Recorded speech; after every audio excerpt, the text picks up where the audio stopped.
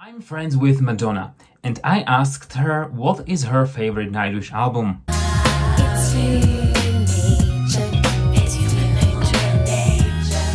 So I would like to talk about the new Nightwish album, Human Nature, which has been out for 4 days now, and I have listened to it like zillion times. There are many reviews and reactions to the album, many comments, many posts. Some people like it, some people don't like it, some people love it. The problem begins when people confuse the words I like, I don't like, with the words it's good, it's not good. Because usually when you don't like something, you either want or you are pressured to give some objective reasons why. Why don't you like this? Why don't you like that? Most of the times you don't have any objective reasons why. You just don't like something, but you are afraid or you are ashamed to say that, oh, I don't like something that it's generally considered good.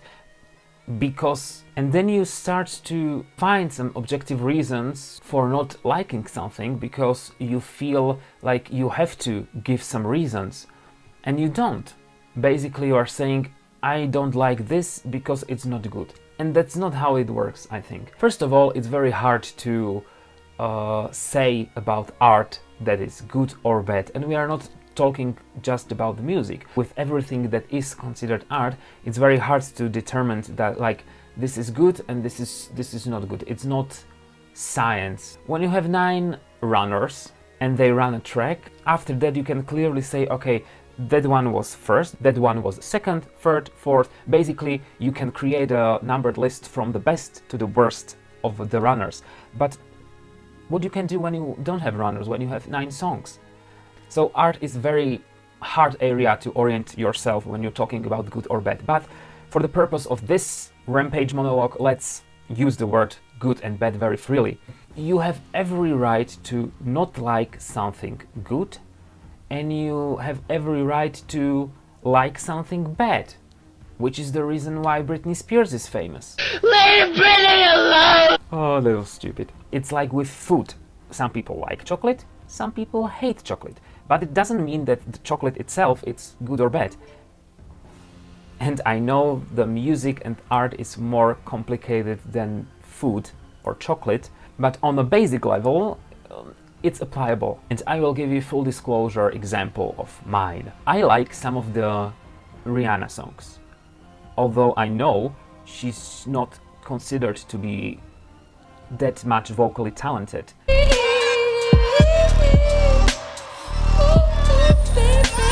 And I don't like Beyonce. Y'all haters corny with that Illuminati mess. I know and I'm aware that she's a wonderful singer, that she's an extreme hard worker, that she's very much vocally talented and gifted, but I don't like her songs, and that's that. So having said that, people who don't like new Nightwish Human Nature album, they have every right to do that, and no one has right to criticize them or to chastise them because they don't like the new album. That's that. With that said, I have to say that I liked new Nightwish album. I think it's a wonderful piece of art. I will briefly mention the second album, which I like very, very much. It's one of the best orchestral pieces that Tuomas created. I like that it's actually divided to 8 separate tracks instead of having one long track, because when you want to listen to a particular part, you don't have to search it in the sea of half an hour long song. You just listen to Green or to Ad Astra. The other thing I like is concept. It symbolizes the nature element of the human nature. I don't know how he does that, but he manages to capture the essence of the nature so good. When you listen to the part Green and you close your eyes, you can feel and hear the forests and the green plains. When you listen to the part the Blue, you feel the heaviness of the water and the cumberness of the underwater life. At least that's how I hear that. And the same goes to every part of the second album. I know that many people are disappointed. They think it's boring or it's not very captivating. You have to want to hear it to fully appreciate it, I think. But I think it's beautiful. It's full of emotions, it's full of energy, it's full of message. I think Geraldine James provides a very great narration in the beginning and in the end. Very bold move from Tuomas and from Nightwish to create only orchestral music in full second CD. I actually like it very much. So, first album. Let's start with music. When you start listening to the album, you have the long intro. It's 3 minutes intro and 4 minutes song, which I think the ratio it's a little bit uneven. Usually when you have 4-minute long song, you have shorter intro. It's like up to the minute. But when you have the 3 minutes intro, you expect the rest of the song to be a little bit longer. For me, it's a little uneven, but this is the University of Nitpicking, so this is the only thing I have to say negative about the first song. I think separately the intro is beautiful and wonderful, and if it had been its own track, and then it would easily transcend to the second track, which would be just the song music, starting with the piano, it would be also okay, but hey, who cares? The whole intro is basically foreshadowing for the rest of the album. The song music itself, it's wonderfully done. From the beginning of the album you can enjoy the high points of Floor's vocals, which starts very soft and breathy, and then it just gains the power and the fullness of it all. Tuomas said on Facebook when he was answering the questions from fans, the original idea of the song was to combine various styles of music, from jazz to soul to modern techno music, metal of course, but when he heard the demo he didn't like that, and in his own words it was pretentious crap, so he simplified the song, and I think it was a good idea. Although I would like to hear pretentious crap with Nightwish treatment. But all in all, the first song is wonderful. It hypes you to hear the rest. It has wonderful melody, and thematically it's a continuation from the theme from Endless Form's Most Beautiful, which ends with Greatest Show on Earth, which is about evolution of human race, and this song is about evolution of music as an inseparable part of the human evolution. At least I understand it that way. Okay, the second song is Noise, and we have already debated Noise on several occasions. It has a very strong message, it has a very powerful melody, it has a very good vocals, but what I like about Noise is that is a not traditional Nightwish first single. Like when you take Elan or Emerath or even Nemo or Storytime, then this song is a little bit different. It doesn't follow the rules of mainstream friendly single first released from the album. It has its own life, and it's wonderful and powerful, and again it's the representation of what is the album gonna look like without giving too much away. Okay, number 3, Shoemaker. This is the song with the story, and because of that you have wonderful chance to listen to this music for the first time twice. First time, it's the first time you hear it and you say, oh, a little bit medieval feelings, wonderful vocals from Floor, great melody, great chorus, insane, wonderful, beautiful operatic ending which brings you to tears by itself, and then you say, okay, what is this song about? And then you Google, and then you find out the story of Eugene Shoemaker, which is incredibly touching. He became the first and so far the only human being buried on the moon. And then you listen to the song again. You hear it for the first time again, because now you understand the concept of the story and what or who was Shoemaker, and then you are crying for very different reasons in the end. And I love when Nightwish pays tribute to real human beings, which have either wonderful life stories or they contributed to the area of science. They basically made his life story an art, and a wonderful piece of art, because Shoemaker is a great song itself, and the story just adds to the greatness of the song. Okay, number 4 is Harvest. It's totally different than the rest of the album so far. It's very Celtic and tribal. It has extremely melodic and singable chorus, which I'm sure that all of the audience will sing along with the band when the band will play this live.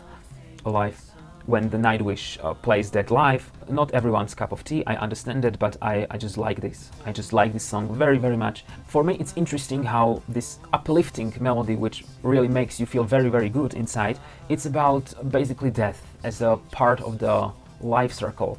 And that's not sad, so it works, and it's basically about accepting death as part of the life.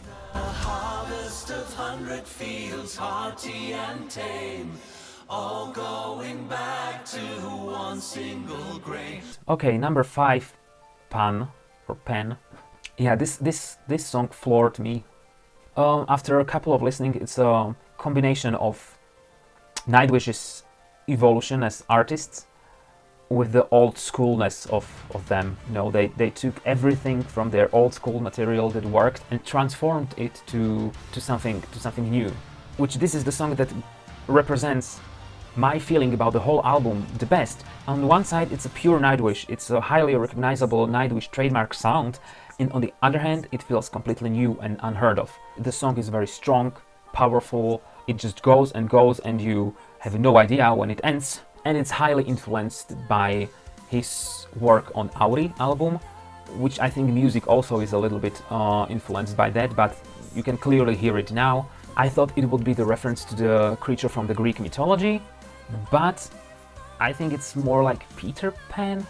For me, the lyrics are basically about creativity and human imagination, and there's a mentioning of Tirnanok, which I have been explained. It's some place you never get old, which is more connection to Peter Pan. Also, Labyrinth is mentioned, and we all know Pan's Labyrinth, so what it's about to you? Tell me, how do you understand this song? I see the creativity and imagination and the potential of a human fantasy. So if you understand it differently, tell me, I'm very interested to hear it. Okay, number 6 is How's the Heart, and again, this is from the Harvest My Walden Islander Last of the Wilds batch. At this point, these Irish melodic Celtic sounding songs are basically the trademark, one of the trademarks of Nightwish. And this is very well constructed songs. I've already talked about it. It's great with the band, it's great as acoustic version, and not every song is translatable that way. The message is clear, empathy and caring about one another, which is very important these days, I think.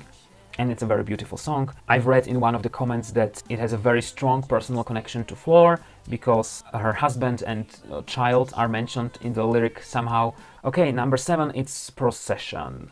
And this is very, very, very interesting and strange and powerful song.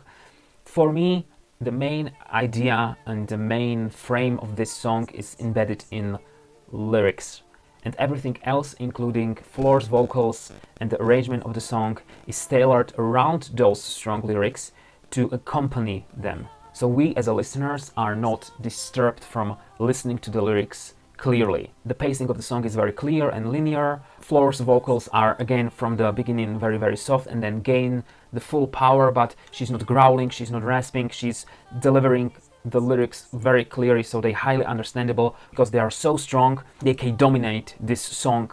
And you can see the wonderful transition from the Tuomas's mind and heart and the emotions that he tries to evoke in us as listeners. He put his emotions in the lyrics, and Flor took them and translated them to us, which is applicable to every song from Nightwish, but here especially because the lyrics are insanely powerful, extremely emotional, and very, very, very truthful. I mean, like brutally truthful. When you listen to them, you don't want to live on this planet anymore because you think you don't belong here. You are just a guest, and we are very, very rude guests sometimes.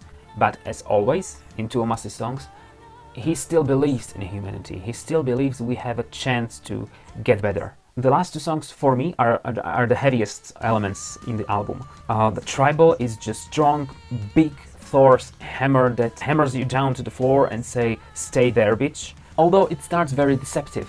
It has this semi-oriental elements like Sahara or the Siren. I was like, oh, Xena, the warrior princess. Then it gains the full power and it just goes. Flor's vocals are insane. She growls, she rasps, she's using everything that her voice is capable of using. Marco is there with her skeleton dance in the lyric video. Very, very powerful and very, very strong. The high note ending with the full band going at it, like cut, print, done. I usually have to find a way to like this kind of heavier songs through many listenings. This was the laugh after the first hearing. What is Kai doing with the drums in this song is insane. I feel like I'm overusing the word insane here.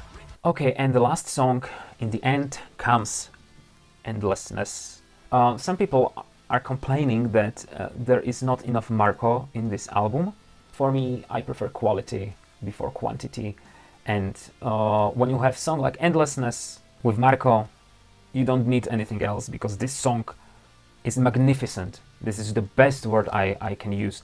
It's not very fast, doesn't go at it like tribal or pan. It just enters with this cumbersome mid-tempo, and the fullness of Marco's voice fills you to the edge of yourself. I've said it about Islander a couple of times, but I think this is the best Marcos song of Nightwish. In the second part, Floor joins and accompanies Marco. Usually it's other way around, but this works. This song is heavy and sophisticated, and I cannot wait to hear it live. Something in this song is extremely calming, despite of how it sounds. It reminds me a little bit of Pink Floyd. I don't know why I cannot give you the example of Pink Floyd song which reminds me of this song. I just feel it somehow. And while we are talking about Marco, I have to say that I love his versatility in his singing. The hardest, heaviest thing ever, like Master Passion Greed, he can growl like a Neanderthalist. He can be soft and warm and smooth and velvet-like with Islander. And now he's like this wonderful, sophisticated, magnificent presence. Like everything is there and nothing needs changing. This is the perfection. 10 of 10, 20 of 10. Yeah, so I think that's it. And people are debating that, like, which song they will perform. And I think, well, you have 9 songs, you can perform all of them. And actually, for the first time, Floor can dominate the setlist with her songs. So they can tailor the setlist around them with some greatness from the older albums, of course, because who wants the Nightwish concert without Ghost Love score? Let's be honest. I'm just so happy and grateful to read every feedback that I've got with these videos regarding Nightwish. In my area of family, of friends, I'm the only one who listens to Nightwish, so I often felt like alone in this, but it's a very wonderful feeling to know that you are all out there and we can share these emotions and passion for Nightwish together. I'm not a professional YouTuber. I'm not even a YouTuber in the right sense of the word. I just do videos when I want, about what I want. And I started with these Nightwish videos because I couldn't wait for the new album and I was bored in the quarantine. And actually one of my hobbies is creating and editing videos. So I did that, and since I've started with the Nightwish videos, a lot of you subscribed to my channel. And I don't have many subscribers now. I have like something over 300, which is basically nothing regarding YouTube standards. If you subscribed with the notion that you will get some regular Nightwish content, I don't want to upset you or disappoint you. I will, of course, do some Nightwish videos. I just don't know what they will be about or when I will release them. And I don't want to create videos just because I feel I have to. So when something pops in my mind, I will do it, of course. If you are a Nightwish fan and you subscribed because you thought there will be some Nightwish videos often or coming regularly, sorry for that, but of course I will do something. When they released something new, some live versions of the song or video or anything, I will react to it, surely, who knows. So stay tuned. And really, I'm extremely grateful for every positive comment I've got and for every view and every like. I don't do these videos to gain likes or subscribers or even to earn money, but it's just my hobby. So I'm very, very happy that you liked them and you had fun with me, and thank you for that. So, bye.